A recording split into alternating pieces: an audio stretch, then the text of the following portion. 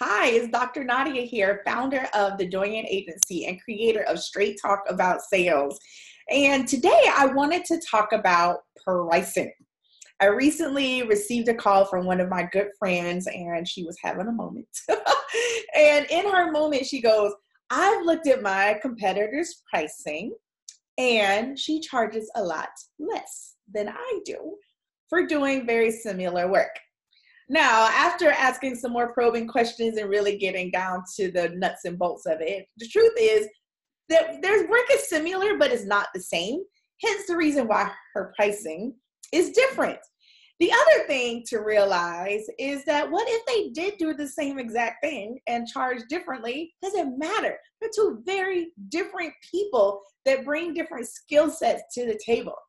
And maybe her competition, that's a whole nother video for another day, would, like to charge more and she just hasn't gotten the courage to do so. Or not. Who knows?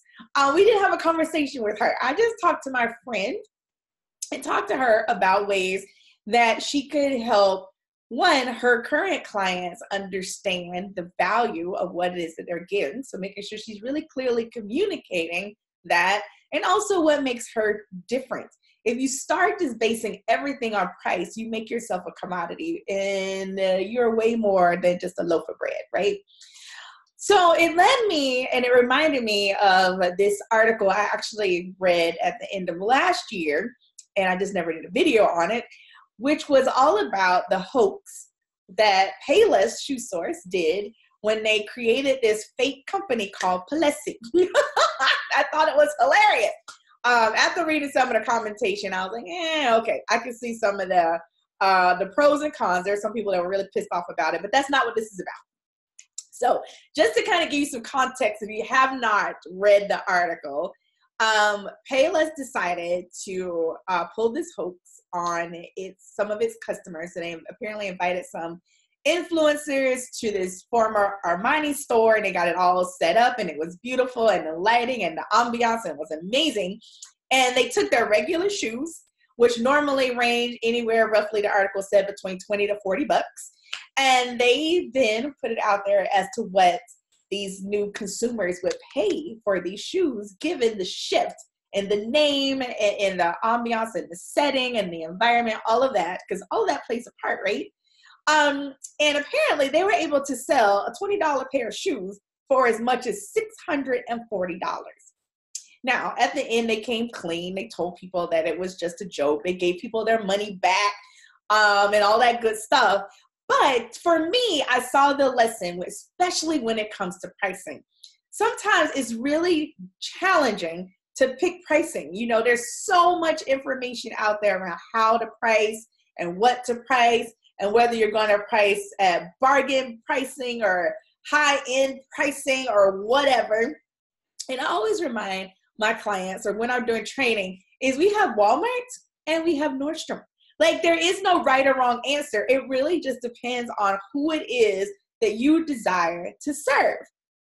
But it also goes to show, and the cool thing that I liked about this is it goes to show that making some tweaks to how you present your products and services does impact how people willing, or how they view them, and the amount that they're willing to pay.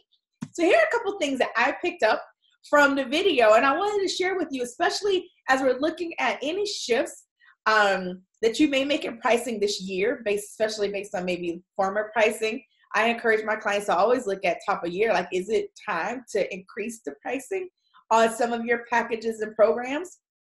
If not, that's totally fine too, but it's a great time to at least think about it, right? But one of the first thing was environment. Payless took their regular shoes out of their regular stores, created a completely different look and feel, and they were able to sell their, I think it was like $1,300, $1,800, like it was percent, like some crazy markup, like something just nuts. I didn't do the math, so I don't remember, but it was nuts. 20 bucks to 640 bucks. Like, what? So what does your environment look like? Many times, I talk to entrepreneurs, and one of the things, and I've been guilty of this too, is we're looking to fit our big vision in our current environment, and they may not align. A lot of times as you continue to grow and evolve as an entrepreneur, as a business owner, as your company continues to evolve, and maybe you've done like me, like my business has had a couple different pivots, things shift, and you may or may no longer be aligned with where you're currently hanging out, which means you need to shift the environment and change things up a bit in order to then find the people who are willing to pay the price.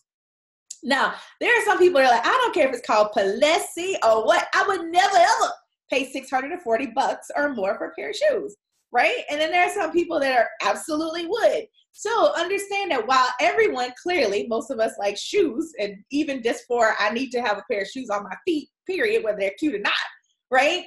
So sometimes we fall into the trap of everybody can be my client, and that's not true. Where are the people that are willing to pay the $640 for a pair of shoes if that's what you're selling? That's what you need to ask yourself, and then make the adjustments in order to find them.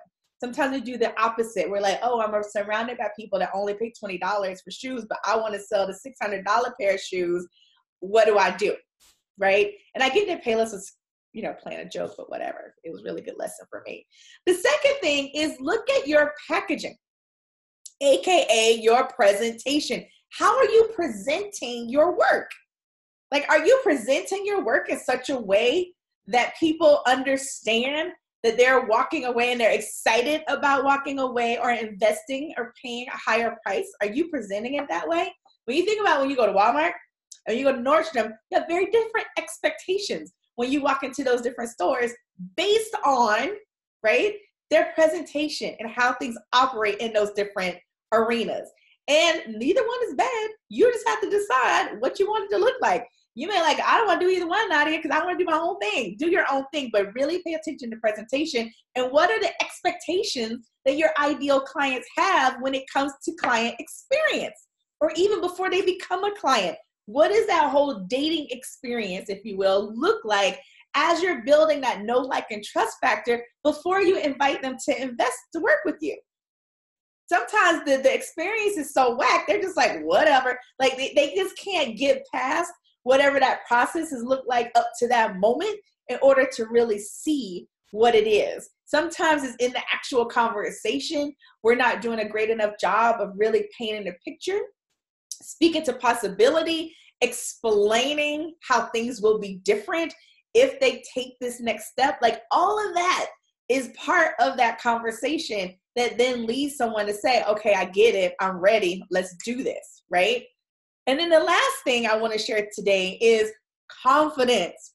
When you have the nerve to know that you've just taken a $20 pair of shoes or whatever, and put it out there and charge far more, you have to have confidence. Truth of the matter is, you have to have confidence, period. People buy into your level of confidence, your level of excitement, how you're feeling about it. And if you're like, I really, really know that this is worth $640, but I'm feeling in the back of my mind like it's $20 deal. See, that's that whole mismatch in energy and excitement and expectation, your own personal expectations. Even if they're not 100% sure what they're feeling, they know something is off, and that's going to impact how they respond. So as you're looking at pricing for this year and even beyond, one, just stop comparing yourself to everyone else, okay? Like, it's never an apples to apples comparison, ever. The second thing is look at the environment. Where are your people, your ideal clients, and getting clear on who is ideal. Who do you like to work with, and what does that look like? And then look at what is that experience that they're going to experience, and how are they going to be different? So really understanding the value, AKA benefits, that your programs, products, and services provide. And then finally, stand in your confidence. Be unapologetic. People are Palessi. We're not, waffling, and they weren't apologizing for charging what they charged for those shoes. They just weren't. And then they went back and said, sorry, we're just kidding. This really only worked $20. Here's your money back. Not telling you to do that. We're not doing hoaxes. Like, we really are doing amazing things that have real results in people's lives. We just have to believe it. If we don't believe it first, they will never believe it. So the first person that you have to convince is you. Got it? All right. So that's what I want to talk about today. Go out, look at your price, and raise them if you want to. And don't apologize to anyone for doing it. This is Dr. Nadia signing off with another episode of Straight Talk About Sales. Let me know, are you raising your prices this year? And what did you think of the whole Polexi Payless hoax? I personally thought it was hilarious, but that's just me. Talk to you soon. Bye-bye.